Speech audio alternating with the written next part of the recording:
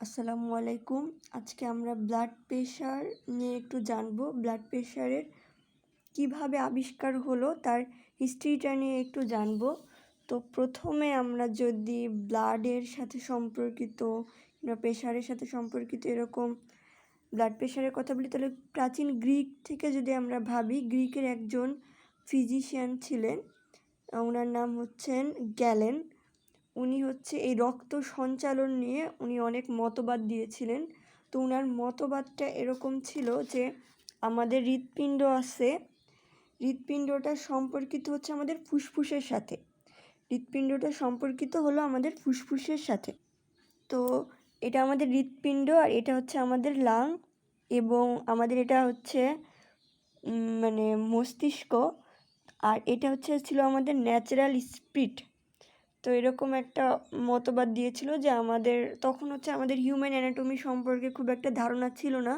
তো উনি বিভিন্ন জন্তু জানোয়ার এগুলোর উপর বেশ এক্সপেরিমেন্ট করে তিনি এরকম একটা মতবাদ দিয়েছিল। তো ওনার মতবাদে এরকম একটা মডেল ছিল। তো সেইখানে রক্তকে ধরা হতো জীবনী শক্তি হিসেবে। তো ওনার মতবাদটা খুবই একটা ভয়াবহ মতবাদ ছিল।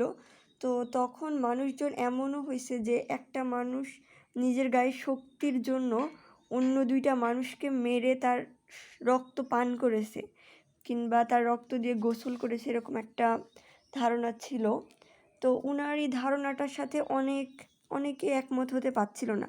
তো অনেকে করতো কি, যে দেখতো যে রক্ত মানে একটা জীবন্ত ঘোড়া, তার আর্টারিটা বের করে একটা কাচের নলের মধ্যে দিয়ে দেখছে যে সেই রক্তের একটা চাপ আসে, ঠিক আছে, এই রক্তটা এরকম ওঠানামা করে। তো কেন এই ওঠানামা করে ওনার এই মতবাদ থেকে পুরোপুরি স্পষ্ট ছিল না। তাই কৌতূহলী মানুষজন এইভাবে জীবজন্তুর উপর বিভিন্ন রকম এক্সপেরিমেন্ট করতো।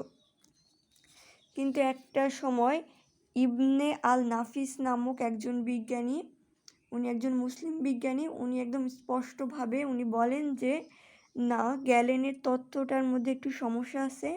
উনি বলেন যে আমাদের হৃৎপিণ্ডের সাথে আমাদের ফুসফুস সম্পর্কিত, এবং হৃৎপিণ্ড পাম্প করে ফুসফুসে রক্ত দেয় এবং সেখান থেকে আমাদের কিছু অক্সিজেন আদান প্রদান হয়, এরকম উনি একটা কথা বলছিল।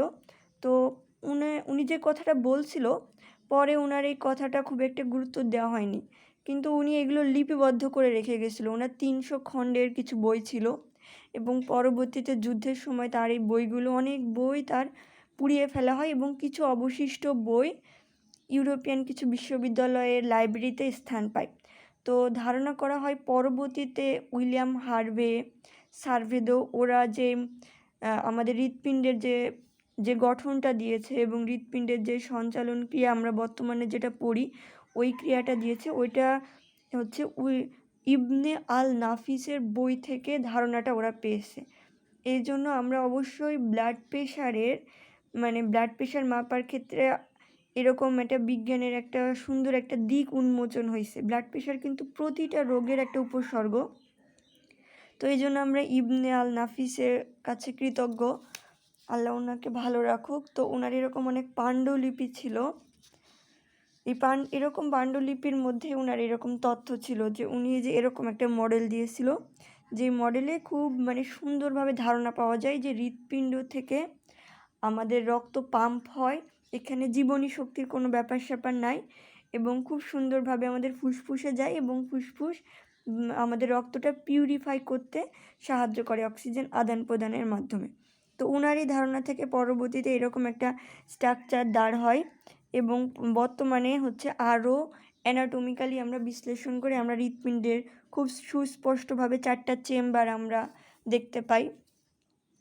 তো এই জন্য আমরা ইতিহাসে আমরা ওনাদের কাছে কৃতজ্ঞ। তারপর এইটা রক্তের এই যে চাপ একটা আছে, এটা যখন আবিষ্কার হয় তখন মেডিকেল সায়েন্সে কিন্তু একটা নতুন একটা দিক উন্মোচিত হয়, এবং মেডিকেল সায়েন্সের চিকিৎসা ব্যবস্থার এই তত্ত্বটা আবিষ্কার হওয়ার কারণে অনেক ডিজিজের অনেক সহজেই আমরা নির্মূল করতে পারি, অনেক সহজে আমরা ডায়াগনোসিস, আইডেন্টিফাই সব কিছু করতে পারি। তো এরকম রক্তের যে চাপ সেটা মাপার জন্য কিছু ফিজিক্যালি কিছু যন্ত্রপাতি আবিষ্কার হয়। সেই যন্ত্রপাতিগুলোর মধ্যে সবচেয়ে প্রাচীন একটা যন্ত্র কাইমোগ্রাফ। এটা খুবই অ্যানালগ একটা যন্ত্র। তো রক্তের চাপ, এই যে এখানে একটা রিডিং আসতো, সেই রিডিংটা দেখে বুঝতে পারতো যে রক্ত কেমন চাপ দিচ্ছে আর কি।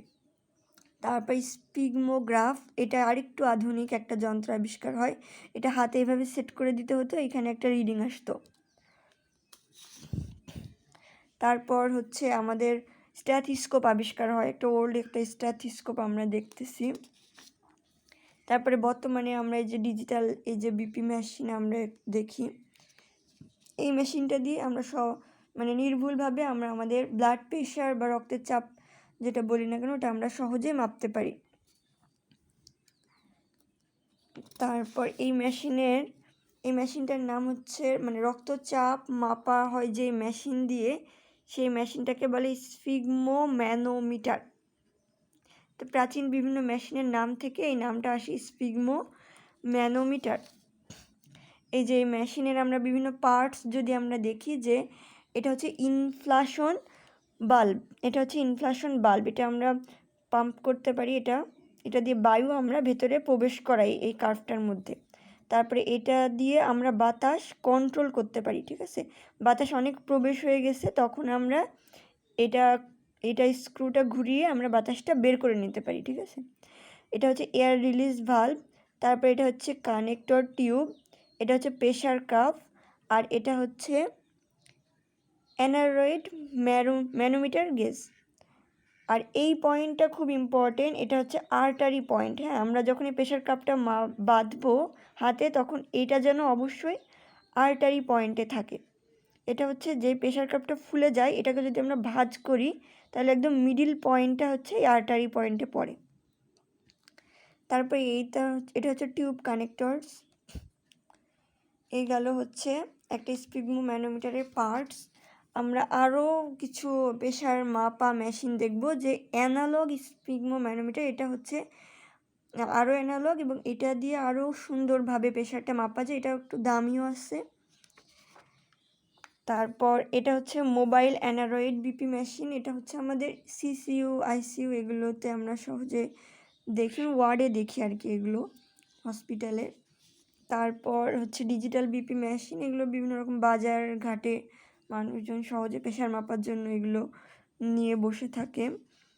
তারপর হচ্ছে এটা অ্যাপ্লাই করতে হয়, এটা জাস্ট এখানে বেঁধে দিলেই এখানে একটা রিডিং চলে আসে। এটা যদি ব্যাটারি একটুখানি মানে কম বেশি হয় তাহলে কিন্তু পার্ট সঠিক আসে না, খুব একটা নির্ভরযোগ্য না। তারপর স্মার্ট একটা বিপি মেশিন, এটা নিজেই হাত ঢুকাই দিয়ে মাপা যাবে। তারপর আরও স্মার্ট এখন তৈরি হয়েছে, যে হাতে এভাবে বেঁধে রেখে দিয়েই কফি খেতে খেতে আমরা মেপে ফেলতে পারি আমাদের প্রেশারটা। যাদের সবসময় মাপা লাগে তারা এগুলো ব্যবহার করবে। এবং কোন কোন জায়গায় প্রেশারটা মাপা যায় সেটা আমরা একটু দেখব, যে আমরা হাতের এইখানে আমরা প্রেশার মাপতে পারি। তারপরে নর্মালি আমরা যে এইখানে মাপি, কিন্তু রেডিয়াল আর্টারির এখানেও মাপা যায়। আর তারপরে পায়ে যে এখানে আমরা প্রেশারটা মাপতে পারি। এই পোস্টেরিয়র টিবিয়াল আর্টারি আছে এখানে বিভিন্ন রকম আর্টারিতে আমরা স্টেথোস্কোপ ধরতে পারি, ধরে এখানে আমরা প্রেশারটা সুন্দরভাবে মাপতে পারি। এবং কারো এখানেও আমরা মাপতে পারি। যদি হাতে আমরা যদি কোনোভাবে না মাপতে পারি তাহলে আমরা এইসব জায়গায় প্রেশারটা মাপতে পারি।